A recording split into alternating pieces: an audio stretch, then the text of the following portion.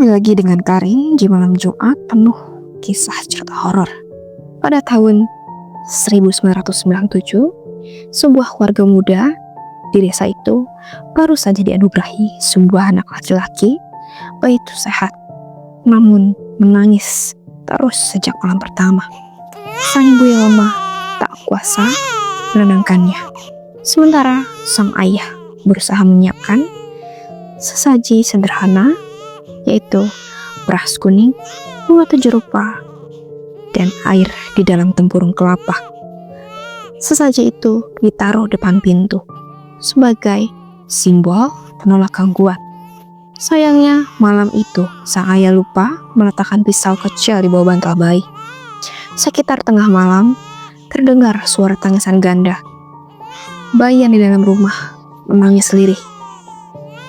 Sementara dari luar jendela terdengar tangisan yang persis, namun lebih keras dan serak. Ibu yang setengah sadar sempat mengira ada bayi di luar rumah.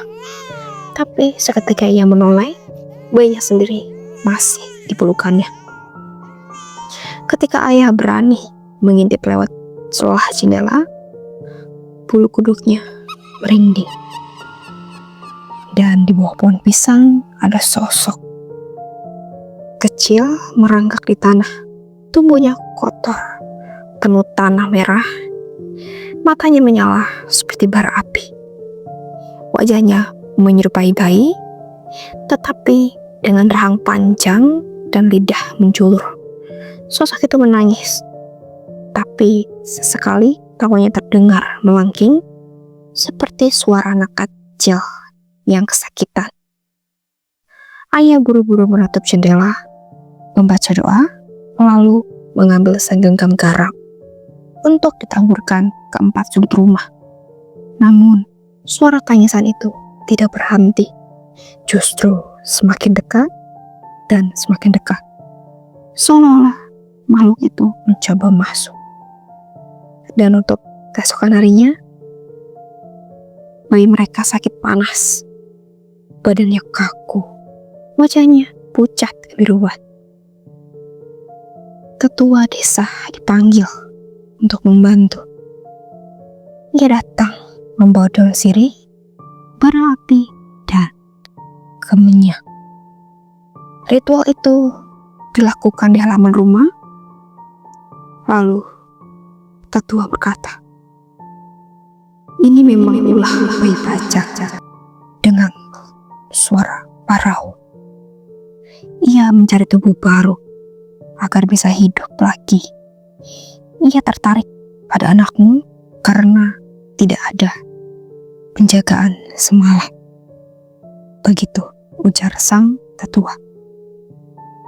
Ritual itu dimulai dengan membakar kemenyan, lalu membaca doa-doa. Daun sirih diletakkan di atas ubun-ubun bayi, sementara bara api diletakkan di bawah ranjang. Sang tetua lalu memercikan air doa ke sekeliling rumah. Anehnya, di tengah ritual terdengar suara tangisan samar dari arah kebun pisang. Tangisan itu makin lama makin menjauh, hingga lenyap ketika ayam berkokok. Sejak malam itu, keluarga tak pernah berani meninggalkan bayinya sendiri.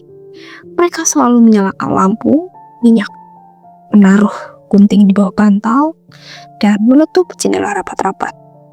Namun, sampai sekarang warga desa masih percaya bahwa bayi bajang itu benar-benar hilang. Atau belum sama sekali.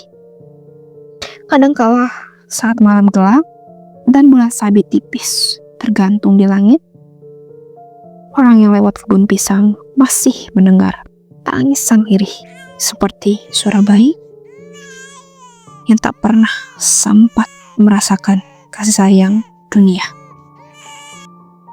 So, dari kalian, adakah cerita bayi bajang? Jika ada, bisa berbagi cerita di kolom komentar. Jangan lupa like, comment, and subscribe. See you the next topic.